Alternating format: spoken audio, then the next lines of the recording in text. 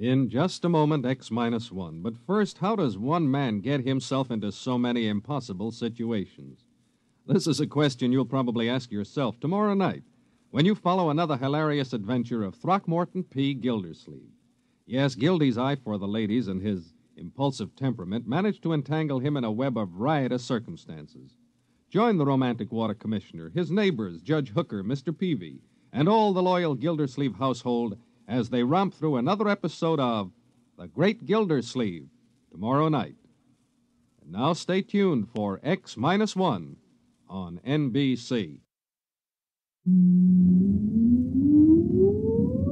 Countdown for blast off.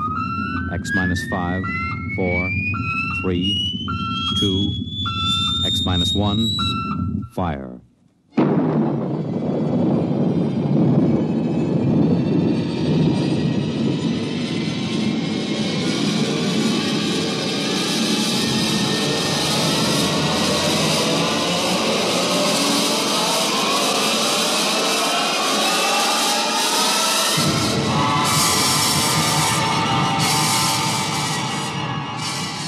From the far horizons of the unknown come transcribed tales of new dimensions in time and space. These are stories of the future, adventures in which you'll live in a million, could be years, on 1,000 maybe worlds. The National Broadcasting Company, in cooperation with Galaxy Science Fiction Magazine, presents X minus one.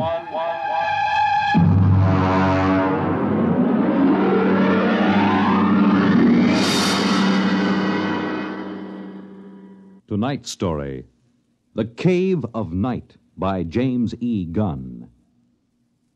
Oh, you want a level, Charlie? Okay. Though yet of Hamlet, our dear brothers, death the memory be... Anyway, how's it, okay? Okay. Check recording, will you? I may go over a half hour. Make sure they got another reel of tape ready, okay? All right, Look, Bill, I've just put the segments of tape together for the next week's show. I'm going to record my narrations, and we'll listen to it together tomorrow. I know this is unusual, but you're the producer, and I don't want you out on a limb that may be sawed off behind us. This week's show is liable to either win us every award from the Peabody to the Pulitzer Prize, or maybe put the network out of business. Okay, we start with the standard opening. Behind the world, etc., 40 seconds. This is Harry Anders, your editor. At 8 o'clock, after the sun has set and the sky is darkening, look up. There's a man up there where no man has ever been. He is lost in the cave of night. And the fuel tank's empty. Receiver broken. Transmitting and clear. Anyone picking this up, anyone. This is Rev McMillan calling. Notify Goddard Rock, New Mexico. No way to get back. There's a man up there where no man has ever been. He is lost in the cave of night. We all know that phrase now, the cave of night. It was written by a poet disguised in the cynical hide of a newspaper rewrite man. But it stuck. It caught the world and held it like a butterfly pinned to a board. It started with a ham, an amateur radio operator, in Davenport, Iowa. All right, Eddie. Roll the first tape in here. It's marked. Am I too close? I was up in the attic. I usually have a talk with WG73. He's in Buenos Aires. We play chess. Well, there was some kind of interference. And then all of a sudden, I heard this voice. I record most of my listening anyway, so I had the tape machine running. After I heard it, I called civil defense. That's what we're supposed to. Look, Bill, I haven't done the final editing on these tapes, so don't worry if they're a little rough. Down out of the night, flung from the darkness, came these words, the first of so many that electrified the world. Notify Goddard Rock, New Mexico. There's no way to get back. No way to get back. I'm stuck up here. No way to get down.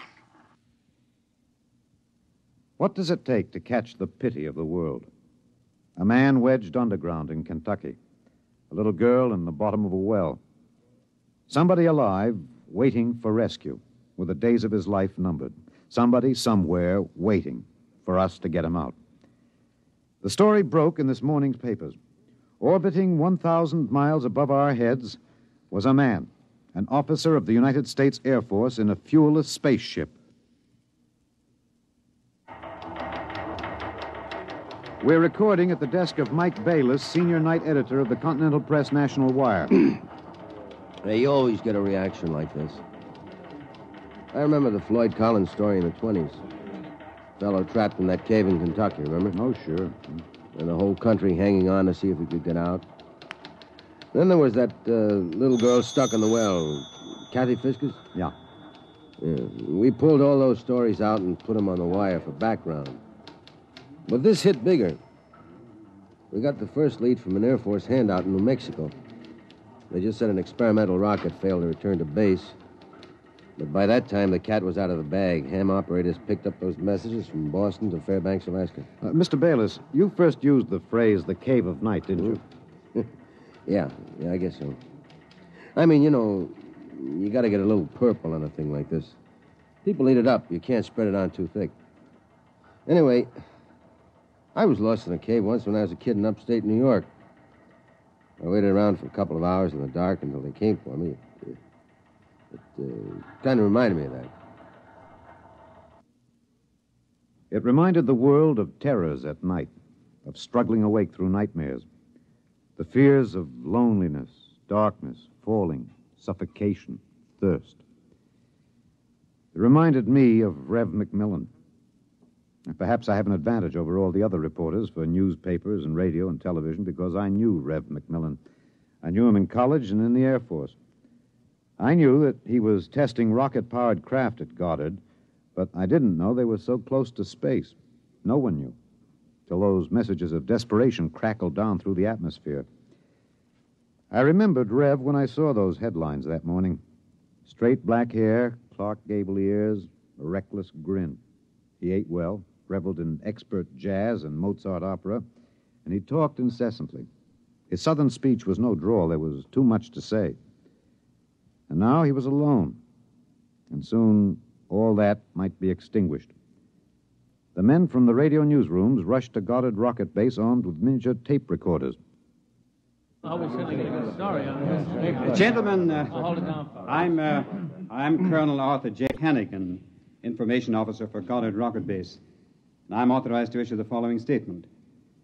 First Lieutenant Reverdy L. McMillan, United States Air Force pilot, Experimental Rocket Division, took off from Goddard Base at 22:34 Rocky Mountain time. His craft, the XR-37 Mark II, a hydrazine nitric three-stage rocket. I'm sorry I can't describe it, boys. Classified. Well, in order to maintain orbit, the motors were pulsed for 1 second every 15 seconds elapsed time. After 3 minutes, the exhaust was seen by ground spectroscope observation to flare for half a minute. His fuel supply is exhausted. The craft has reached sustaining orbital speed. What does that mean, Colonel? He's out of gas. He can't get down. The first mobilization was of the scientific brains massed at Goddard. Few of them knew Rev. Brains at a research project are usually carefully sorted out and salted away from the distractions of the outside world. They designed, they invented, they calibrated and theorized. But they didn't know the short, stocky man with a lopsided grin who rode the fruit of their labor up and out, and now circled the world of his birth with time ticking out. I covered the hearings in Washington for the network newsroom. I flew down from New York, and the stewardess came out every few minutes to tell the passengers the latest news. She called him Rev, although she never knew him, and once I thought I saw a tear. The hearing was before the subcommittee of the Senate Committee on Military Affairs. Presiding, Senator Allen J. Haggister of Kentucky. All right, General Finch. You've made the technical situation fairly comprehensive, even to an old cane-brake, redneck hillbilly like myself. I have tried to make the gravity of the situation apparent, sir. It appears to me, General, that the sacred life of a human being created in the image of his maker is in danger. It's no light thing to be thrown away like some guinea pig. If that ship wasn't safe, if that poor man up there in the cave of night is to die, somebody is responsible. Isn't that right, General? Sir, a manned rocket was sent up because of one simple fact. It takes a computer of tremendous versatility and capacity to operate a Harrison-Munch reactor engine. A computer of infinite complexity. And I ask you, General, I put the question to you, why was such a computer not designed? It has been designed, sir. It was designed 500,000 years ago. There is only one mechanism competent to handle those controls, sir. That is the human brain. All right. I turn now to my second question, General, and I ask it not only for myself and my colleagues on this committee, but for 170 million Americans listening on the radio, watching on television. With that man up there living out his last days, why was it not possible to send a ship up after him? Why was there no second ship built? For one reason, Senator, money. The appropriation for rocket research fell short by 12% of the amount needed even to build one vessel.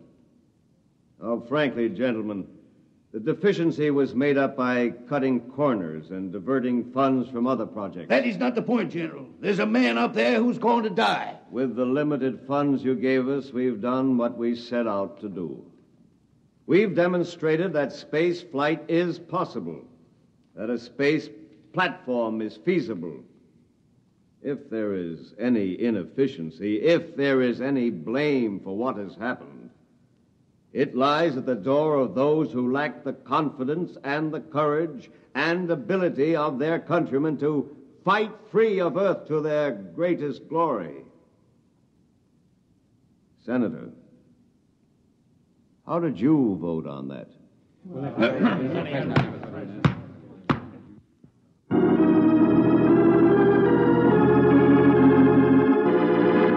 This is Harry Anders in the gallery of the Washington National Cathedral.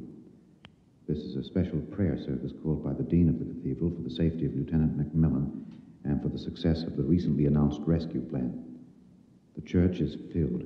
There's a sprinkling of high Navy, Army, and Air Force uniforms. I see General Finch in the second row, next to the Secretary of the Air Force and the newly appointed Undersecretary of Defense, Mr. Winokur.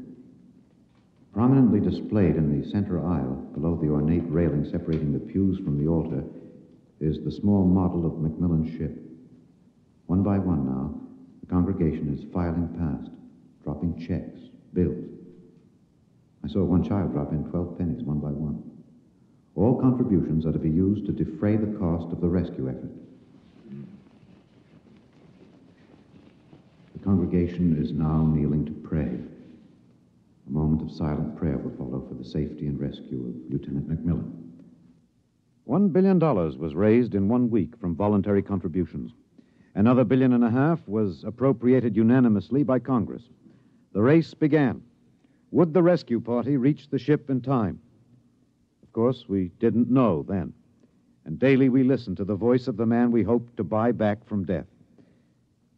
Now, look, Bill, on these McMillan broadcast tapes, don't let some ignorant engineering vice president holler because it's not broadcast quality. Believe me, I knew McMillan. There's more of that wild Texan in these tapes than in any hi-fi super-frequency response studio recordings. Just listen. You'll see what I mean. I've been staring out the portholes. I never tire of it. Through the window at the right, I see a black velvet curtain with a strong light behind it. There are pinpoint holes in the curtain, and the light shines through, not winking the way stars do, but steady. There's no air up here. That's the reason. My oxygen is holding out better than I expected. By my figures, it should last 27 days more. I shouldn't use so much of it talking all the time, but it's hard to stop.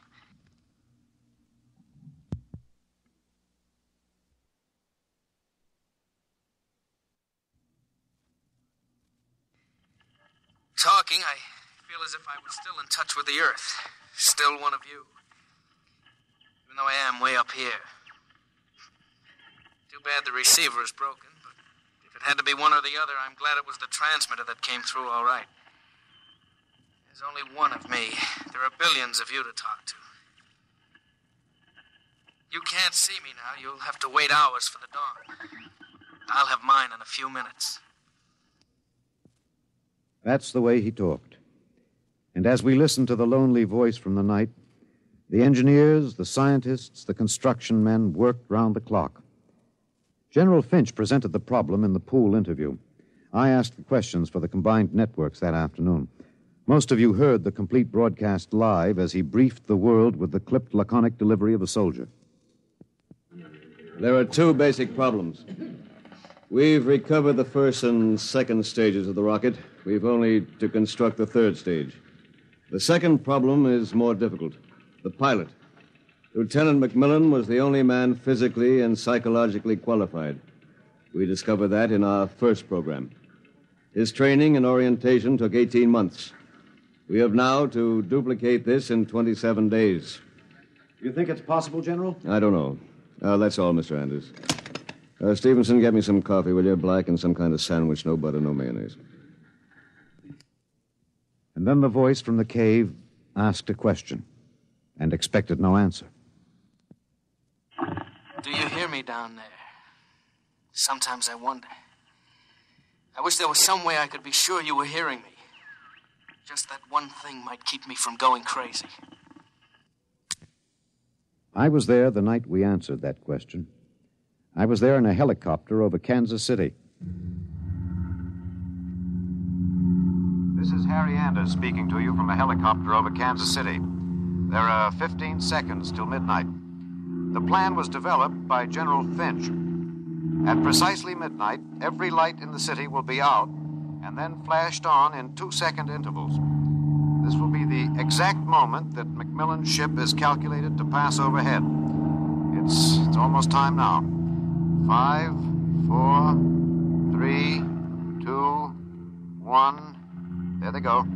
Off. On. Off. On. Off. On. I see it. I see it. Kansas City winking at me. Oh, yes, I can see it. Thanks. Thanks. You're listening. I know that now. I'm not alone. I'll never forget. I'm waiting for you. We're recording in the press gallery of the Goddard Rocket Base main construction hangar. The vast third stage component stands before us, men swarming up and down the gantry cranes. The Mark III is being built to carry 5 men instead of 1. The pilot selection has been kept a top secret to avoid unnecessary strain on the men selected. The latest progress report gives a possible margin of 6 hours between the launching of the rescue ship and the estimated exhaustion supply of oxygen to Lieutenant McMillan. The shift is changing now. The expert construction workers recruited from across the country by the combined efforts of the Air Force Personnel Service, the Atomic Energy Commission, and the International United Electrical Workers and United Auto Workers of the AFL-CIO. The margin is 6 hours. 6 hours between life and death for Lieutenant Reverdy L. McMillan. An hour ago, I saw the sun rise over Russia. Looks like any other land from here. The green where it should be green. Farther north, a sort of mud color. And then white where the snow is still deep. Up here, you wonder why we're so different when the land is the same. You think we're all the same children of the same mother planet. Who says we're different?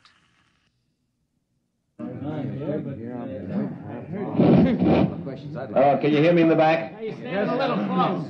Well, how about this? That's better. That's better.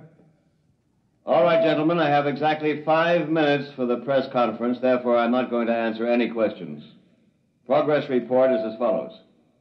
As a safety factor, we're constructing 2 complete 3-stage rockets and 6 additional 3rd-stage components. The telemetered reports from McMillan's ship have added important additional information, and the first of the rescue vessels should be ready to be launched at the estimated time, weather permitting. Now, don't ask a question. Within certain limitations of air turbulence, the rocket will be ready to lift in time to save Lieutenant McMillan. 21 days.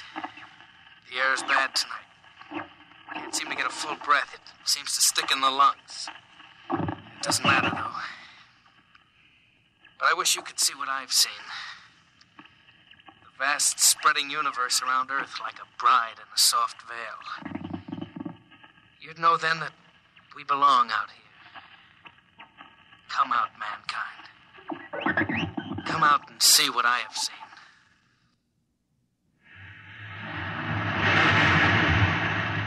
This is Harry Anders at Goddard Rocket Base. The Harrison Munch reactor engine for the first third-stage rescue is being tested here at Goddard. You can hear the roaring of the gases in the test chamber behind me.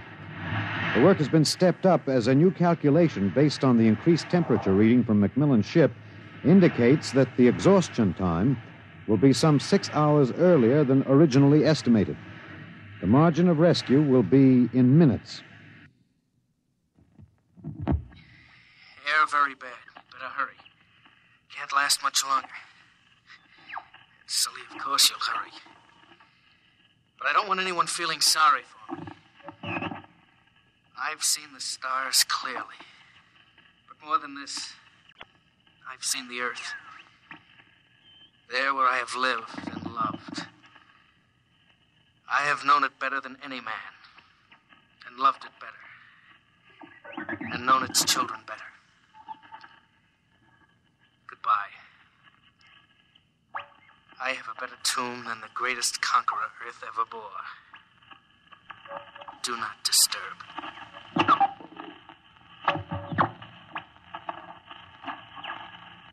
Countdown for blast off.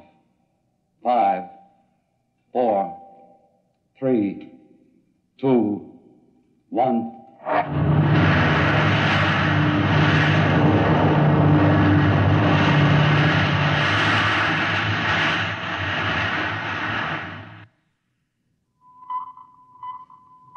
Anders, tape 323. We're in the press operation room of Goddard Field. The rescue rocket has been aloft 53 minutes plus. Its calculated time of arrival is 54 minutes. You will hear the voice of General Beauregard Finch on a direct pickup from the rescue vessel, which has been named unofficially the Lifesaver. Silent crowds have collected at the outer perimeter of the rocket base, as if by their presence they might help it. Here it comes. Quiet. The next voice you hear will be General Finch aloft in the rescue ship. The voice quality may not be good. He's speaking over a throat mic in his pressure suit. Mark 3 to base. This is Finch. I'm going to secure that cable. We have just secured to the airlock of Macmillan's ship. I'm now entering the lock. The inner door is closed. I have closed the outer door. The inner door is cycling. Now it is open. Bring in those oxy bottles, will you? The bulkhead to the control room is open.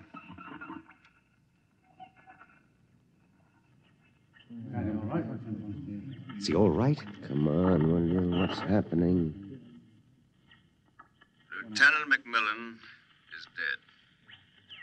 He died heroically, waiting till all hope was gone. Until every oxygen gauge stood at 0. And then, well, the airlock was open when we arrived. In accordance with his own wish, his body will be left here in its eternal orbit. I'm going to leave now. My feet will be the last to touch this deck. Lieutenant Macmillan is in his control chair, staring out towards the stars. I'll leave the airlock doors open behind me. Let the airless, frigid arms of space protect and preserve for all eternity this man they would not let go. Well, that's the show, Bill. Bill, you remember at the conference we hadn't made up our mind whether to pick anything up from the celebration last night after the news of the Mars landing? I said it was the right end for Rev Macmillan's story. You said it was old stuff. Every kid knew the sequence. The ships built to rescue Rev, used to set up the satellite base, from the base to the moon and now to Mars. Well, I went out with a mini-tape last night, and I've got the end of the story. Here it is. This is Harry Anders in Times Square. The neon rocket ship at the top of the Times building has just flashed into brilliant light. The signal that the landing signal has been received from the rocket Rev McMillan III. Man has landed on Mars. And a holiday crowd here in Times Square is celebrating like 1,000 New Years rolled into one. I'm being tossed and pushed and clapped on the back all at once. Let's see what the man on the street thinks about man on Mars. You, sir. I'm broadcasting. No. How do you feel about it, sir? How do you feel tonight about man's conquest of space, of the planet? Leave me alone. I'm in a hurry. Just a few words to the... Look, you get your hands off me. Let go of me. I'm not interested. Wait a minute, sir. Wait. Rev! Rev, come back here. Rev! You think I could listen to that voice over and over in a tape editing room and not know every vowel, every consonant? I'm telling you, Bill, I saw him. Rev McMillan. The black hair was gray and those Clark Gable ears were pinned back, but that's a simple operation. I played that piece of tape over and over. It was Rev, I know it. He isn't up there. He's alive. We've got it, Bill. We've got it on our show. We'll break it. Rev McMillan is alive. I haven't written it yet, but we finish it off with this, with a question. Why did they announce he was dead? I'm in the tape editing room now. I've got the reel ready to record the answer. Excuse me, Mr. Anders. I'm... Hey, just a minute. I'm recording. You better see the page outside Mr. of the... Anders, I'd like to talk to you for a moment, if I may. I have a letter of authorization... Just a minute. I'll be through in a minute. Look, Bill, I've got the answer now. Last night, they landed on Mars. But that first ship, the one that circles up there now, there isn't anybody on it. There never was, except a 30 days recording and a transmitter. That's all. He was never up there. They didn't have the money for a manned rocket. They wanted a crash program all out, so they sent a decoy up. And we all broke our hearts to rescue the man who wasn't there. Oh, he must be laughing, General Finch and the rest of them, the ones that knew. I guess they had a problem. What to do with Rev? I wonder if he slipped away from whatever guards they have around him to see the celebration. He looked a little sad. I think sometimes he must wish he was really up there in the cave of night, seated in the icy control room, 1,075 miles above the Earth, staring out at the stars. Mr. Anders, I must insist... What? Bill. Looks as if I won't have to worry about editing this tape. My friends are from Washington. I'd like to call your attention to the last paragraph. What? Oh, no. It's very simple. You won't have to burn it. It's easy to destroy recording tape. I throw this switch. When the tape goes through the erasing head, it's gone forever. Oh, too bad. Would have made one fine show. Okay. So long, Rev.